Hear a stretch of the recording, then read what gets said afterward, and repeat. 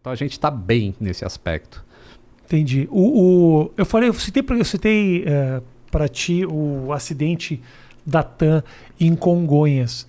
E Congonhas é o maior, talvez o aeroporto com mais movimento. Mais movimento. E dizia-se que a pista era muito curta, que realmente era muito difícil. Faz sentido essas alegações? Por que aconteceu aquele acidente ali? Então, um acidente nunca tem uma causa só, né? São vários fatores. Então, até esse da Varig ter falido influenciou na ocorrência daquele acidente. Porque os pilotos não tinham treinamento com a velocidade necessária, ou eram mais apressados, porque a TAM tinha um monte de coisa para resolver e não dava tempo e tinha que correr, tinha que manter o espaço aéreo funcionando. Então, até isso influenciou. Aquele voo específico tinha um problema de ICMS entre São Paulo e Porto Alegre. Então era mais barato para a empresa aérea abastecer o avião em Porto Alegre do que em São Paulo. Então ele saiu com muito mais combustível de lá do que era necessário para fazer a etapa. Entendi. Fora isso, teve a famosa pane do reversor que estava inoperante, né? Que é aquilo que ajuda o avião a frear quando pousa. Um deles estava inoperante. E naquela época era possível pousar em Congonhas mesmo com um reversor inoperante. E hoje já não é mais assim, porque sempre se aprende com acidentes, né? E aí ele decolou de lá com excesso de passageiros. E quando chegou em São Paulo, o tempo estava ruim. Então são várias coisas. Sim, eu lembro disso. E pelas análises assim, no relatório final, você vê que existia um tipo de ansiedade no piloto em comando de fazer o pouso pela pista oposta de Congonhas, porque normalmente se decola de Moema em direção a Jabaquara, se pousa e decola naquele sentido. Tá. E nesse dia estava ao contrário, do Jabaquara para Moema. Então é verdade, pensando bem, é verdade. Eu lembro tanto que saiu por lá, por aquele lado. Isso, saiu lá na Bandeirante. Sim.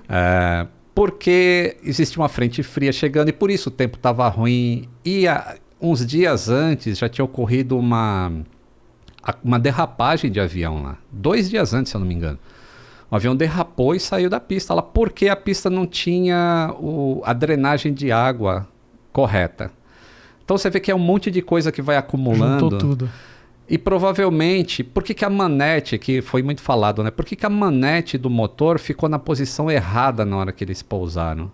Porque existiam 2 procedimentos na época. Quer dizer, não existiam 2. O procedimento vigente é o que não foi usado. Foi usado um anterior. Porque o anterior economizaria 150 metros de pista para aquele avião. Mas foi usado o procedimento antigo quando deveria ter sido usado o novo. Ou seja, as 2 manetes para trás. Quando ele usou o novo, isso não estava configurado no avião. E aí ele tocou no solo.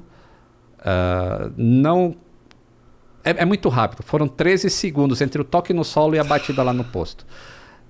Não dava para parar aquele avião porque os computadores identificaram que com a manete fora da posição, o cara não estava querendo pousar. Um lado do avião falou, esse cara está querendo decolar. E acelerou aquele motor que não estava em reversão. Enquanto o outro entrou em reversão. Então é como se tivesse um lado do avião freando e o outro acelerando. Entendi. E aí por isso que ele faz lá no final, ele faz uma curva para a esquerda e vai pro posto de gasolina lá.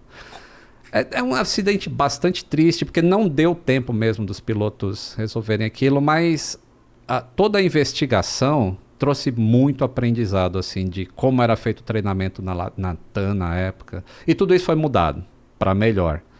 Então, eu sempre digo assim, ninguém morre em vão dentro de um avião. Em nenhum lugar do mundo, a não ser, sei lá, talvez Indonésia ou outros países com menos cultura de segurança, demoram para implementar. Mas nos países ocidentais, em geral, se adota muito rápido essas práticas e a aviação vai melhorar.